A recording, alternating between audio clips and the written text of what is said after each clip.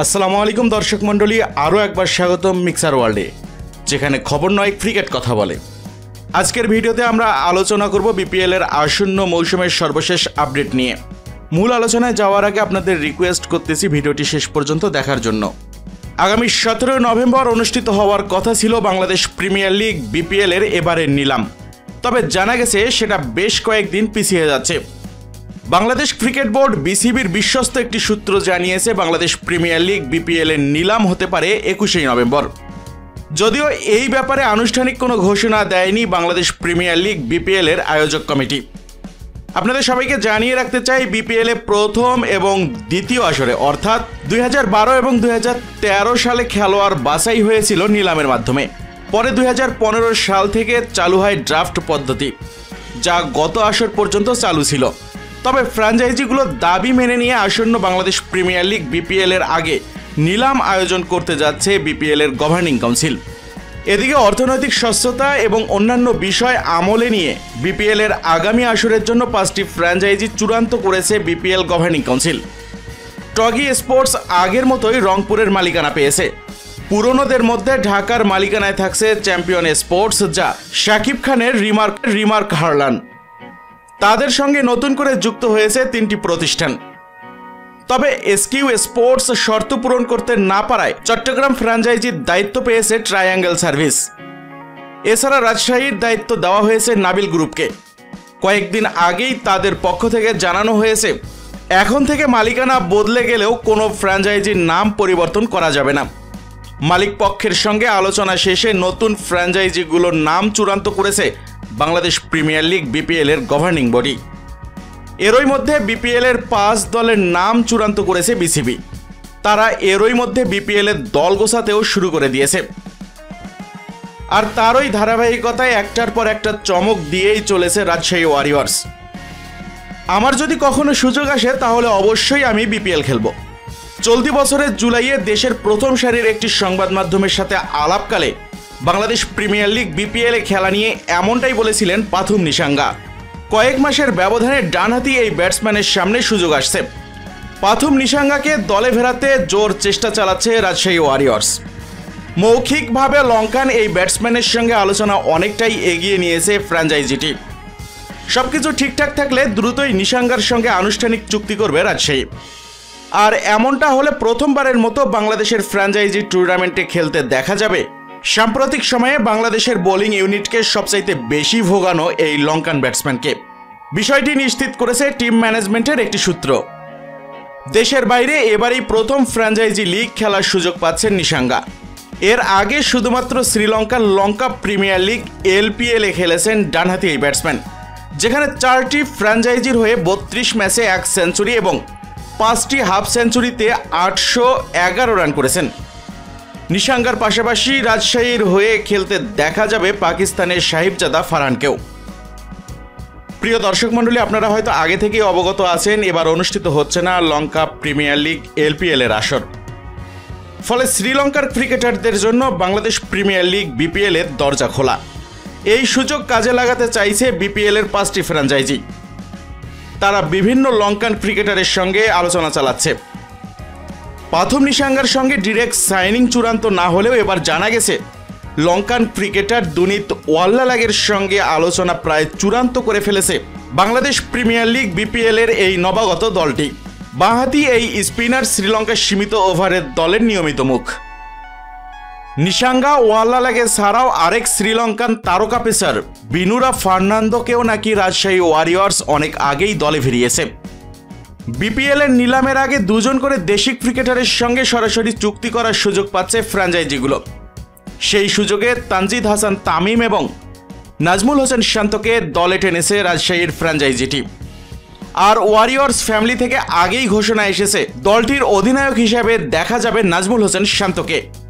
ফ্র্যাঞ্চাইজিটির প্রধান কোচ হিসেবে থাকবেন হান্নান সরকার। এর আগে রাজশাহীর বিভিন্ন ফ্র্যাঞ্চাইজির হয়ে কাজ করেছেন তিনি। রাজশাহী ওয়ারিয়র্সের মতোই দল গোছাতে পিছিয়ে নেই বিপিএল এর অন্যান্য ফ্র্যাঞ্চাইজিগুলো। আর সেটারই ধারাবাহিকতায় বিপিএল নিলামের আগেই চমক নিয়ে হাজির হয়েছে সিলেট টাইটান্স। দলটি একই সাথে 4 দেশের 4 জন বিদেশি ক্রিকেটারকে ডিরেক্ট সাইনিংয়ের মাধ্যমে দলভুক্ত করেছে। বাংলাদেশ প্রিমিয়ার লিগ বিপিএল এর আসন্ন মৌসুমে সিলেট টাইটান্সের হয়ে খেলবেন পাকিস্তানের সাবেক তারকা পেসার মোহাম্মদ আমির। দলটির হয়ে খেলার কথা রয়েছে শ্রীলঙ্কার ওপেনার কুশল ম্যান্ডিজেরও। এছাড়াও দলটির হয়ে আসরের মাঝপথ থেকে খেলার কথা রয়েছে ইংল্যান্ডের অলরাউন্ডার মঈন আলীরও। মাঝপথে মঈন আলীর সঙ্গে বাংলাদেশ প্রিমিয়ার লিগ বিপিএল খেলতে আসবেন বর্তমান সময়ে বিশ্বের অন্যতম সেরা অলরাউন্ডার আফগানিস্তানের আজমতুল্লাহ ওমরজাইও।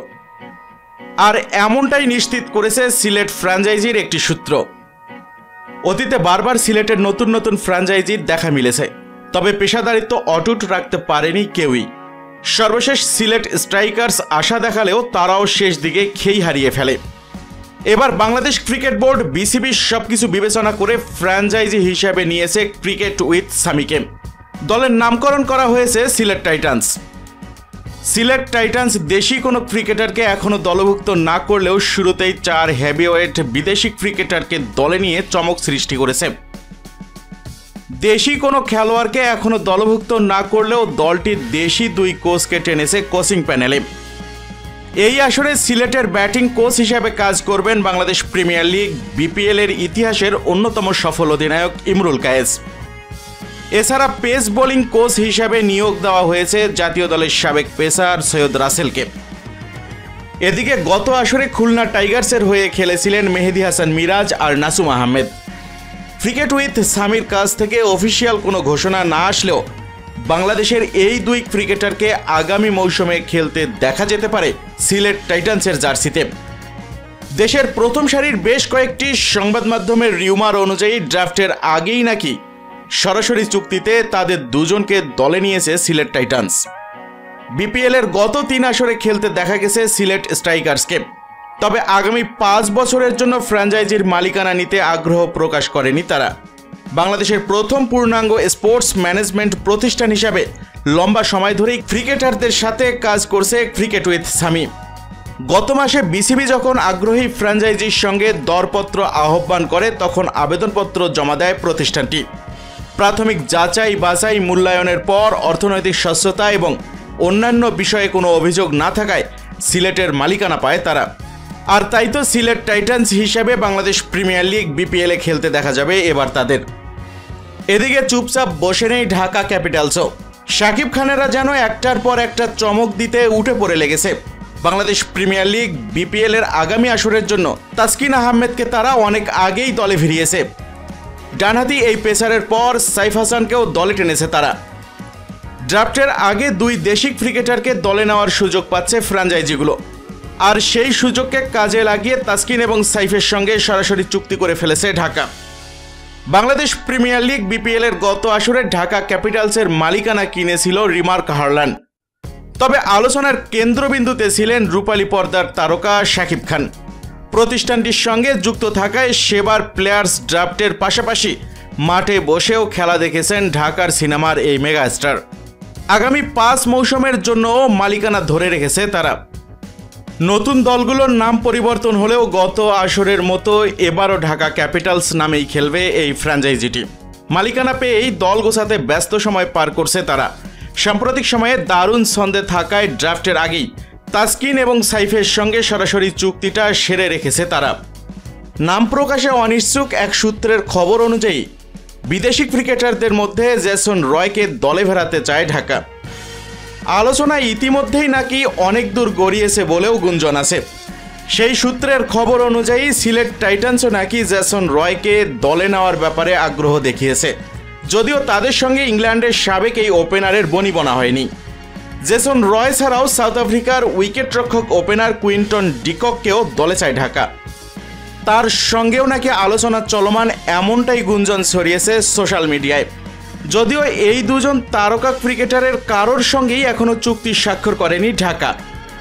তবে কুইন্টন ডিকক এবং জেসন রয়ের সঙ্গে আলোচনার খবরটি গুজব হলেও এরই মধ্যে ঢাকা ক্যাপিটালস পাকিস্তানের বিধ্বংসী ব্যাটসম্যান উসমান খানের সঙ্গে কথাবার্তা প্রায় চূড়ান্ত করে ফেলেছে। এই বিষয়টি নিশ্চিত করেছে দলটির একটি নির্ভরযোগ্য সূত্র। উসমান খান এর আগে একাধিকবার বিপিএলে খেলেছেন। বিপিএলের সর্বশেষ আসরে চিটাগং কিংসের হয়ে খেলেছেন তিনি। এবার আবারও বিপিএলে খেলতে আসছেন তিনি। কিন্তু দর্শক মণ্ডলী, আপনাদের কাছ থেকে জানতে চাইবো এবারের বিপিএলে আপনারা কে কোন দলকে সাপোর্ট করছেন, সেই সাথে এবারের বিপিএলে আপনারা কোন তারকা ক্রিকেটারকে আপনার পছন্দের দলে দেখতে চান। আপনার গুরুত্বপূর্ণ মতামতটি জানাতে ভুলবেন না নিচে কমেন্ট সেকশনে। ভিডিওটা যদি ভালো লেগে থাকে তাহলে লাইক দিয়েন আর শেয়ার করিয়েন আপনার ফ্রেন্ডস অ্যান্ড ফ্যামিলির সঙ্গে। আর হ্যাঁ, দয়া করে অবশ্যই সাবস্ক্রাইব করুন মিক্সার ওয়ার্ল্ডে, কারণ এখানেই আপনি পাচ্ছেন বাংলাদেশ ক্রিকেটের সবচেয়ে বিশ্লেষণধর্মী আপডেটগুলো। আজ এ পর্যন্তই, দেখা হবে পরের কোনো ভিডিওতে। ততক্ষণ পর্যন্ত সবাই ভালো থাকুন, সুস্থ থাকুন, এই কামনাই করি। ধন্যবাদ সবাইকে।